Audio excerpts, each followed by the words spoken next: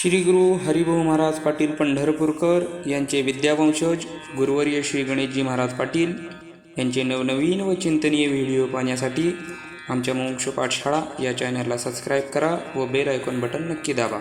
पंढरीक वरदारी विठ्ठल श्री ज्ञानदेव तुकाराम पंढरनाथ भगवान की जय. मौली ज्ञानेश्वर महाराज की जय. जगद्गुरु तुकाराम महाराज की जय. विनायकं गुरुनौमि साकरे नाम विश्रुतं येषां चरण सान्निध्यात् जीवामुक्ता भवन्ति. साखरे वंशविख्यातं ज्ञानदानपरायणं विनायकं गुरुं वन्दे भवबन्धविमुक्तये. ज्ञानप्रतापविलसद्वचनामृतञ्च अद्वैतभावपटुताहितबुद्धिरहस्य ज्ञानेश्वरस्तु भगवान् अवतीर्ण एवं. श्रीरङ्गनाथं गुरुराज नमस्तुभ्यं. श्रीरङ्गनाथं गुरुराजवर्यं मोक्षज्ञानदानदानेकदक्षं प्रभावती क्षेत्रनिवासिनं तं नमामि वेदान्तविदं वरिष्ठं. नमः श्री शंकरानंद गुरुपादाम्बुजन्मने सविलासमहामोह ग्राहग्रासैककर्मणे तत्पादाम्बुरोहद्वन्द्व सेवा निर्मलचेतसां सुखबोधाय तत्त्वस्य विवेकोऽयं विधीयते. प्रकरण पहिले, श्लोक क्रमांक 23. यदर्थम आकाशादि प्राणांतानां सृष्टिः उक्ता तद इदानीं दर्शेती. यदर्थम म्हणजे ज्याच्याकरता आकाश आहे आधी आणि प्राण आहे शेवटी, अशी जी सृष्टी सांगितली, म्हणजे आकाशापासून तर प्राणादिकापर्यंत जी सृष्टी सांगितली, तद इदानीं ते ह्या श्लोकामध्ये आता आम्ही दाखवतो. म्हणजे ज्याच्याकरता ती आकाशादिकापासून तर प्राणादिकापर्यंत जी सृष्टी सांगितली, ज्या कारणामुळं ते आता आम्ही या श्लोकामध्ये दाखवतो. यदर्थम आकाशादि प्राणांतानां सृष्टिः उक्ता तदिदानीं दर्शयति. म्हणजे ज्याच्या करता आकाशादिकापासून प्राणापर्यंत सृष्टी सांगितली ती आता आम्ही दाखवतो. बुद्धिकर्मेंद्रिय प्राण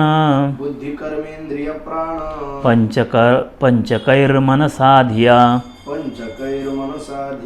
शरीरं सप्तदशभिः सूक्ष्मं तन्लिंग उच्यते. बुद्धयः नाम ज्ञानानि कर्माणि व्यापाराः तज्जनकानि इंद्रियाणि बुद्धि इंद्रियाणि कर्मेंद्रियाणि च इत्यर्थः. ज्ञान आणि कर्म म्हणजे ज्ञानरूप आणि कर्मरूप व्यापाराः. ज्ञानरूप आणि कर्मरूप असलेला जो व्यापार, त्या व्यापाराला म्हणजे त्या व्यापाराला जनकाणी उत्पन्न करणारी जी इंद्रिय आहेत, त्या व्यापाराला उत्पन्न करणारी जी इंद्रिय आहेत त्याला बुद्धी इंद्रिय आणि कर्मेंद्रियाने त्याला बुद्धी इंद्रिय आणि कर्मेंद्रिय असं म्हणतात, असा अर्थ आहे. म्हणजे ज्ञान आणि कर्मरूप जो व्यापार, ज्ञानरूप म्हणजे एखाद्या वस्तूचं ज्ञान करून देणं, किंवा कर्मेंद्रियाने जे कर्म होतं मग तो त्या कर्मेंद्रियाकडून होणारा व्यापार आहे. बघ, अशा प्रकारचे जे व्यापार आहेत त्या व्यापाराला उत्पन्न करणारी जी इंद्रिय आहेत त्याला बुद्धी इंद्रिय किंवा कर्मेंद्रिय असं म्हणतात. बुद्धयः नाम ज्ञानानि कर्माणि व्यापाराः तज्जनकानि इंद्रियाणि बुद्धि इंद्रियाणि च कर्मेंद्रियाणि इत्यर्थः. म्हणजे ज्ञानरूप कर्मरूप जो व्यापार, त्या व्यापाराला उत्पन्न करणारी जी इंद्रिय आहेत त्यांना बुद्धी इंद्रिय आणि कर्मेंद्रिय असं म्हणतात. अर्थ आहे. बुद्धि कर्मेंद्रियाणि च प्राणाः. बुद्धि कर्मेंद्रिय प्राणाः. बुद्धी कर्मेंद्रियानी म्हणजे बुद्धी इंद्रिय म्हणजेच काय, ज्ञानेंद्रिय आणि कर्मेंद्रिय. ज्ञानेंद्रिय कर्मेंद्रिय आणि आणि प्राणाः आणि प्राण, त्याला काय म्हणतात तर बुद्धी कर्मेंद्रिय प्राणाः. त्याला बुद्धी कर्मेंद्रिय प्राण असं म्हणतात. तेषां पंचकानी म्हणजे त्यांचं जे पंचक, म्हणजे त्यांचे जे 5 प्रकार, म्हणजे ज्ञानेंद्रियाचे 5, कर्मेंद्रियाचे 5 आणि प्राणाचे 5 प्रकार. तैहि मनसा विमर्शात्मकेन मनसा.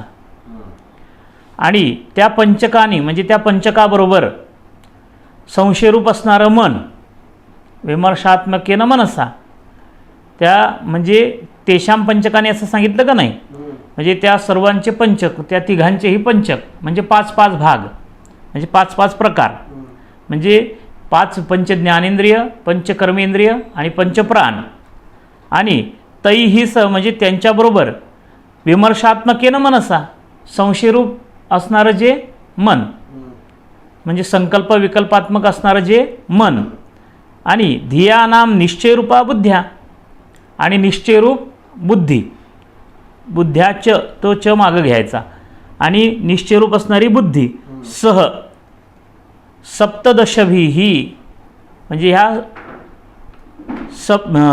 त्यांच्याबरोबर, म्हणजे काय, सप्तदशभी नाम सप्तदश संख्याकैही सूक्ष्म शरीरम भवती, ह्या सर्वांनी युक्त असं 17 संख्येने युक्त असं सूक्ष्म शरीर होते. म्हणजे काय सांगितलं, पंच ज्ञानेंद्रिय, पंच कर्मेंद्रिय आणि पंचप्राण.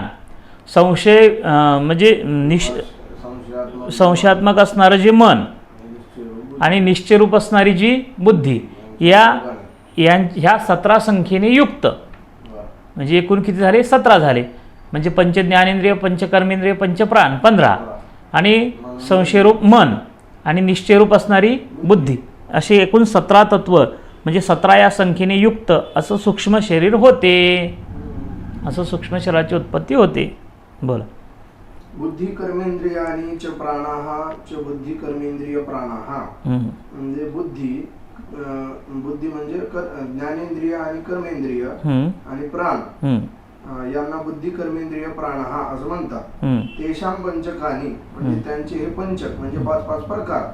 तैही विमर्शात्मकेन मनसा, म्हणजे त्याचबरोबर त्यांच्याबरोबर विमर्शात्मक म्हणजे संशयरूप असणारं जे मन, आणि धिया नाम बुद्धी, धिया नाम निश्चय रूपया बुद्ध्या, म्हणजे निश्चयरूप असणारी जी बुद्धी. च सह सप्तदशभिः नाम सप्तदश संख्याकैः सूक्ष्म शरीरम भवती, म्हणजे संशयरूप मन आणि निश्चयरूप बुद्धी यांच्या योगाने सप्तदशभी म्हणजे 17 या संख्येने युक्त असे सूक्ष्म शरीर होते. तस्य एव संज्ञांतरम आह, त्या सूक्ष्म शरीरालाच दुसरी काय संज्ञा आहे ते आता आम्ही सांगतो. तनलिंगम इति, त्याला लिंग शरीर असं म्हणतात. कुठं म्हटले, वेदांतेषु उच्यते इति अर्थः, वेदांतेषु तनलिंगम इति उच्यते.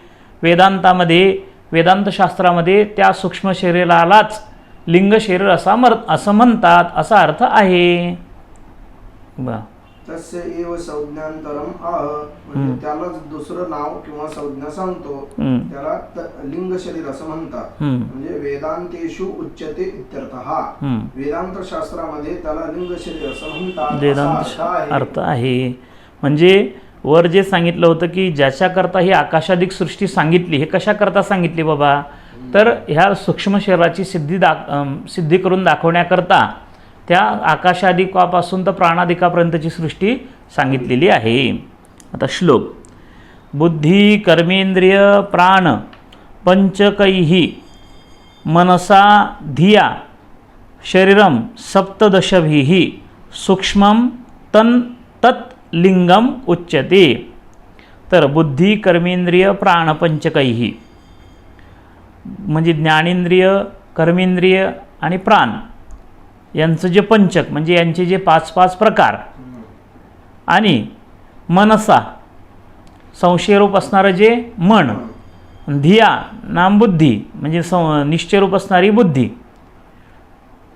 तर ह्या सप्तदशभिः, या 17 संख्येने युक्त, सप्तदशभिः म्हणजे या 17 संख्येने युक्त सूक्ष्मम शरीरम, या 17 संख्येने युक्त सूक्ष्म शरीर होते किंवा सूक्ष्म शरीर आहे. या 17 संख्येने युक्त असं काय आहे, सूक्ष्म शरीर आहे. त्या सूक्ष्म शरीरालाच लिंगम उच्यते, त्या सूक्ष्म शरीरालाच लिंग शरीर असं म्हणतात. ज्या लक्षात, म्हणजे पंच ज्ञानेंद्रिय, पंच कर्मेंद्रिय आणि पंच प्राण, संशयरूप असणारं जे मन आणि निश्चयरूप असणारी जी बुद्धी, एकूण ह्या 17 तत्वांनी युक्त जे शरीर उत्पन्न होते त्याला काय म्हणतात, सूक्ष्म शरीर. आणि त्यालाच वेदांतशास्त्रामध्ये लिंग शरीर असं म्हणतात किंवा म्हटल्या जाते. बुद्धी कर्मेंद्रिय प्राण पंचकैः मनसा धिया म्हणजे बुद्धी म्हणजे ज्ञानेंद्रिय, कर्मेंद्रिय, पंचप्राण, संशरूप असणार मन, निश्चयात्मक असणारी बुद्धी, सप्तदशभिः या हे सगळे 17 संख्येने युक्त सूक्ष्म शरीरम 17 संख्येने युक्त असे सूक्ष्म शरीर होते. तत् म्हणजे त्यालाच लिंग उच्यते, म्हणजे त्या शरीरालाच लिंग शरीर असं म्हणतात. श्लोक 24. एवं सूक्ष्म शरीरम अभिधाय तद अभिमानित्व प्रयुक्तम प्राज्ञ ईश्वरयोः अवस्थांतरम दर्शयति. एवं सूक्ष्म शरीरम अभिधाय, याप्रमाणे सूक्ष्म शरीर सांगून, ज्या 17 तत्वाने युक्त असं सूक्ष्म शरीर आहे असं सांगून, तत् अभिमानित्व प्रयुक्तम म्हणजे त्या सूक्ष्म शरीराच्या ठिकाणी अभिमानाने युक्त असणारे, त्या सूक्ष्म शरीरांच्या ठिकाणी अभिमानाने युक्त असणारे प्रज्ञ ईश्वरयोः, प्राज्ञ आणि ईश्वर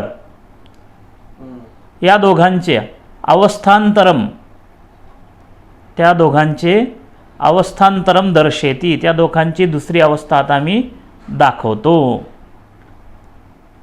म्हणजे याप्रमाणे सूक्ष्म शरीर सांगून त्या तद अभिमानित्व प्रयुक्तम, त्या सूक्ष्म शरीराच्या ठिकाणी अभिमान धारण केलेले किंवा अभिमानाने तादात्म्य अभिमानाने युक्त असणारे प्राज्ञा आणि ईश्वर, त्यांची जी दुसरी अवस्था आहे ती दुसरी अवस्था आम्ही दाखवतो. म्हणजे त्या सूक्ष्म शरीराच्या ठिकाणी ते अभिमानाने तादात्म्य संबंधाने युक्त झाल्याच्या नंतर त्यांना काय नाव संज्ञा प्राप्त होते ते आता आम्ही दाखवतो. बरं. एवं सूक्ष्म शरीरम अभिधाय तद अभिमानित्व प्रयुक्तम प्रज्ञ ईश्वरयोः अवस्थांतरम दर्शयति. म्हणजे याप्रमाणे सूक्ष्म शरीर सांगून त्याच्या ठिकाणी तादात्म्य अभिमानाने युक्त असलेले प्राज्ञ आणि ईश्वर यांची दुसरी अवस्था आम्ही दाखवतो. त्यांची दुसरी, त्यांना काय संज्ञा प्राप्त होते ते दाखवतो आम्ही. प्राज्ञस्तत्र अभिमानेन तैजसत्वं प्रपद्यते हिरण्यगर्भतामीश तयोर्वेष्टि समष्टिता. प्राज्ञः नाम मलिन सत्वप्रधान अविद्या उपाधिकः जीवः. तर प्राज्ञ म्हणजे कोण, तर मलिन सत्वप्रधान असणारी जी अविद्या, म्हणजे मलिन सत्वगुण प्रधान ज्या अविद्येमध्ये आहे अशी असणारी जी अविद्या, ती अविद्या आहे उपाधी ज्याची, म्हणजे त्या अविद्यारूपी उपाधीने युक्त असणारा जो जीव त्याला काय म्हणतात, प्राज्ञ असं म्हणतात. म्हणजे काय, मलिन सत्वप्रधान असणारी जी अविद्या, त्या अविद्यारूपी उपाधीने युक्त असणारा जो जीव आहे त्याला काय म्हणतात, प्राज्ञ असं म्हणतात. तत्र तेज शब्दवाच्य अंतःकरण उपलक्षित लिंग शरीरे अभिमानेन नाम तादात्म्य अभिमानेन तैजसत्वं नाम तैजस नामकत्वं प्रपद्यते नाम प्राप्नोति. तत्र नाम, इथं तत्र नाम करायचं बरं का. तत्र नाम तेज शब्दवाच्य अंतःकरण उपलक्षित लिंग शरीरे अभिमानेन नाम तादात्म्य अभिमानेन लिंग शरीर. तत्र म्हणजे त्या लिंग शरीराच्या ठिकाणी असं इथपर्यंत घ्यायचं. तर तो जीव म्हणजे मलिन सत्वप्रधान अविद्या उपाधी असलेला जो जीव आहे म्हणजे प्राज्ञ जीव, तो प्राज्ञ जीव. तत्र तेज शब्द वाच्य, त्या ठिकाणी तेज शब्दाचं वाच्य असणारं जे अंतःकरण, तेज शब्दाचं वाच्य असणारं कोण, अंतःकरण. त्या अंतःकरणाने उपलक्षित असणारं जे लिंग शरीर, अंतःकरणाने उपलक्षित असणारं काय आहे, लिंग शरीर. कारण अंतःकरण ह्या शब्दाने कोण घेतलंय, लिंग शरीर. कारण इथं नुसतं अंतःकरण म्हणजे नुसतं अंतःकरण म्हणजे लिंग शरीर आहे का, नाही. इथं अजल लक्षण आहे, म्हणजे अधिकाचं ग्रहण आहे. म्हणजे प्राण आणि कर्मेंद्रिय यांचंही ग्रहण घेतलेलं आहे लिंग शरीरामध्ये. प्राण, ज्ञानेंद्रिय, कर्मेंद्रियांचंही ग्रहण आहे का नाही? आहे ना. फक्त त्यांनी फक्त अंतःकरण घेतलं, म्हणजे अंतःकरण हे बाकीचं उपलक्षित घेतलं.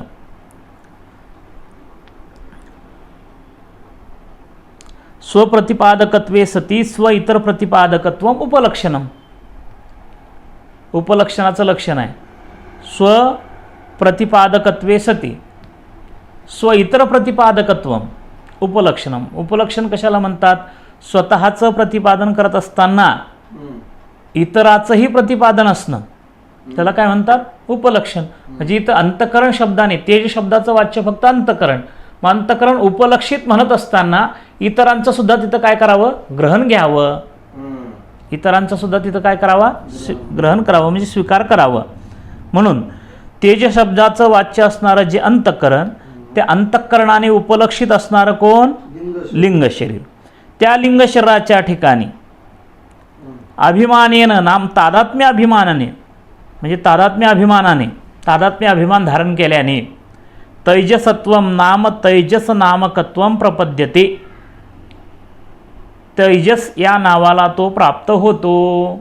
कोण? तो जीव. कोणता जीव? प्राज्ञ असलेला, म्हणजे मलिन सत्वप्रधान अविद्या उपाधिक असलेला जो जीव. तेज शब्दाचं वाच्य अंतःकरण आहे म्हणून त्याला तेजस असं म्हटलं. म्हणून त्याला काय म्हटलं? तैजस असं का म्हटलं? तर तेज शब्दाचं वाच्य अंतःकरण आहे. म्हणजेच काय सांगितलं की तत्र म्हणजे त्या ठिकाणी, म्हणजे त्या सूक्ष्म शरीराच्या ठिकाणी. तत्र नाम, तर तेज शब्दाचं वाच्य असणारं जे अंतःकरण, त्या अंतःकरणाने उपलक्षित असणारं जे लिंग शरीर म्हणजे सूक्ष्म शरीर, त्या सूक्ष्म शरीराच्या ठिकाणी तादात्म्य अभिमान धारण केल्यामुळे, तादात्म्य अभिमान धारण केल्यामुळं, कारण प्राज्ञ कोणाला म्हणतात? कारण शरीराच्या ठिकाणी तादात्म्य अभिमान धारण केल्यामुळे त्याला प्राज्ञ असं म्हटलेलं आहे. तोच प्राज्ञ जीव ज्या वेळेस सूक्ष्म शरीराच्या ठिकाणी अभिमान धारण करतो त्याला तैजस असं काय होतं? नाव प्राप्त होते. आलं लक्षात? प्राज्ञः नाम मलिनसत्व प्रधान अविद्या उपाधिकः जीवः. प्राज्ञ म्हणजे मलिनसत्व प्रधान अविद्या उपाधिक असलेला जो जीव म्हणजे प्राज्ञ. तत्र नाम तेज शब्द वाच्य अंतःकरण उपलक्षित लिंग शरीरे. म्हणजे प्राज्ञ असणाऱ्या त्या जीवाच्या ठिकाणी ना तो प्राज्ञ असणारा जीव, तो प्राज्ञ असणारा जो जीव. तत्र म्हणजे तत्र नाम सूक्ष्म शरीरापर्यंत घेतलं का नाही? तत्र नाम सूक्ष्म शरीरे. तत्र नाम सूक्ष्म शरीरे. त्या ठिकाणी तेज शब्दाचं जे वाच्य असणारं अंतःकरण, ते अंतःकरण उपलक्षित असणारं जे लिंग शरीर, त्या लिंग शरीराच्या ठिकाणी अभिमानेन नाम तादात्म्य अभिमानेन तैजसत्वम नाम तैजस नामकत्वम प्रपद्यते नाम प्राप्नोति. म्हणजे अभिमान आहे, तादात्म्य अभिमान धारण केल्याने तैजस या संज्ञेला तो जीव प्राप्त होतो. प्राज्ञ जीव तैजस या स्वरूपाला काय होतं? प्राप्त होतो. आता ईशः, आता तिथं ईश्वर होता. प्राज्ञ आणि ईश्वर म्हणजे वेष्टी जे कारण शरीर आहे त्या वेष्टी कारण शरीराच्या ठिकाणी अभिमान धारण केल्यामुळे तो प्राज्ञ जीव झाला, आणि समिष्टी कारण शरीराच्या ठिकाणी अभिमान धारण केल्यामुळे तो काय झाला? ईश्वर झाला. तो काय झाला? ईश्वर झाला. मग तो ईश्वर नाम विशुद्ध सत्वप्रधान माया उपाधिकः परमेश्वरः. विशुद्ध सत्वप्रधान माया उपाधिकः म्हणजे शुद्ध सत्वगुण प्रधान असणारी जी माया ही आहे उपाधी, ज्याची असा असणारा जो परमेश्वर. तत्र म्हणजे त्या समेष्टी लिंगशरांच्या ठिकाणी, त्या लिंगशरांच्या ठिकाणी अहम इति अभिमानेन, मी असा अभिमान धारण केल्याने हिरण्यगर्भताम नाम हिरण्यगर्भसंज्ञकत्वं प्रपद्यते इति अनुषंगः. तो हिरण्यगर्भ या संज्ञेला प्राप्त होतो असा अध्यार करावा. म्हणजे काय सांगितलं की ईश्वर म्हणजे कोण? विशुद्ध सत्वप्रधान असणारी जी माया ही आहे उपाधी ज्याची असा असणारा जो परमेश्वर. शुद्ध सत्वगुण प्रधान असणारी जी माया, ती माया ही उपाधी ज्याची असा असणारा जो परमेश्वर, तो परमेश्वर तत्र म्हणजे त्या सूक्ष्म शरीराच्या ठिकाणी ज्यावेळेस मी असा अभिमान धारण करतो, समिष्टी सूक्ष्म शरीराच्या ठिकाणी, सूक्ष्म शरीराच्या ठिकाणी ज्यावेळेस मी असा अभिमान धारण करतो त्यावेळेस त्याला हिरण्यगर्भ अशी संज्ञा प्राप्त होते.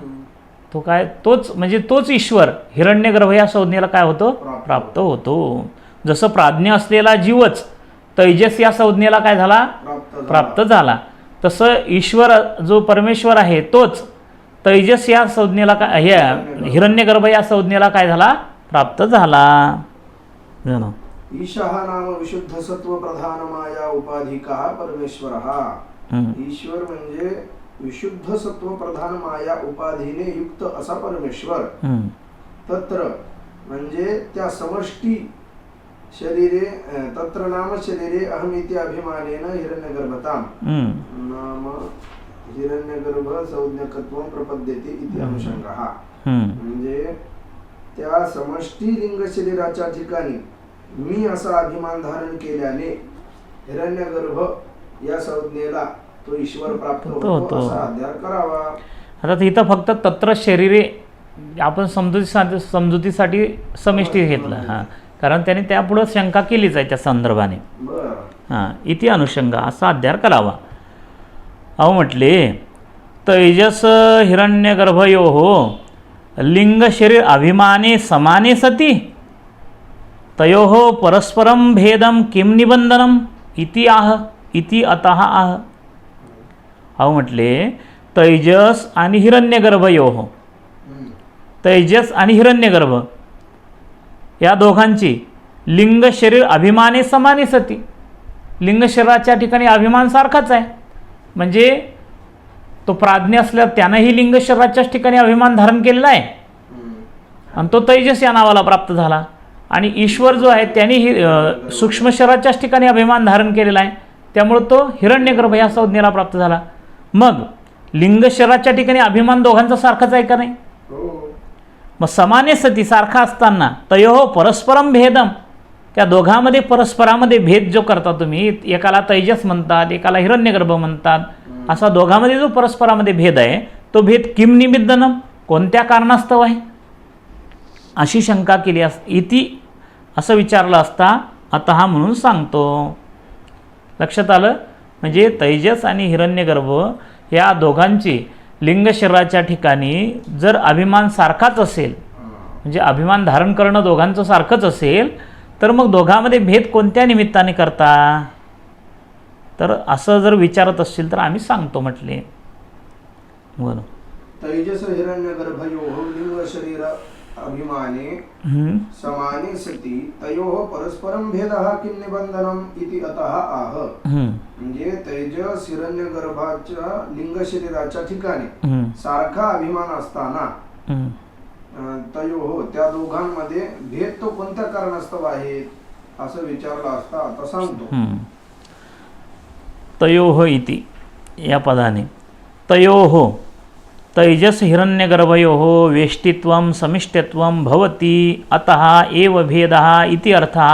अरे बाबा, तयोः तैजस हिरण्यगर्भयोः, त्या तैजस आणि हिरण्यगर्भा जे हिरण्यगर्भ आहेत ते वेष्टित्व आणि समिष्टित्व यांच्या योगाने भेद होतो.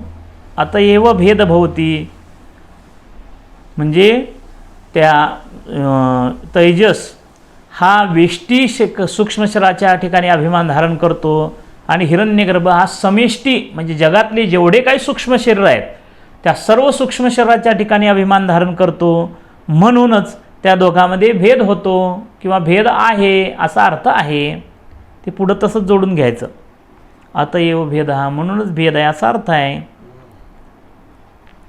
म्हणजे तैजस आणि हिरण्यगर्भ या हे दोघेही वेष्टित्व आणि समिष्टी रूपाने होतात. म्हणजेच काय, वेष्टित्व म्हणजे वेष्टी सूक्ष्म शरीराच्या ठिकाणी अभिमान तैजस धारण करतो, म्हणून तो काय होतो, तैजस संज्ञेला प्राप्त होतो. आणि तो जो प्राज्ञ ईश्वर जो आहे तो समिष्टी सूक्ष्म शरीराच्या ठिकाणी अभिमान धारण करतो, म्हणून तो काय होतो, हिरण्यगर्भ हिरण्यगर्भ या संज्ञेला प्राप्त होतो. म्हणूनच त्यांच्या दोघांमध्ये हाच काय आहे, भेद आहे. समिष्टी आणि वेष्टित्व रूपाने दोघांमध्ये काय आहे, भेद आहे. म्हणजे तेजस आणि हिरण्यगर्भ या दोघांमध्ये वेष्टित्व आणि समष्टित्व यांच्या योगाने भेद आहे, असा अर्थ आहे. बोला. तयोः तैजस हिरण्यगर्भयोः वेष्टित्वं समष्टित्वं भवति अतः एव भेद इत्यर्थः. तयोः म्हणजे तैजस आणि हिरण्यगर्भ यामध्ये जेव्हा प्राज्ञ असणारा जो वेष्टी लिंग शरीराच्या ठिकाणी अभिमान धारण करतो तेव्हा तो तैजस होतो.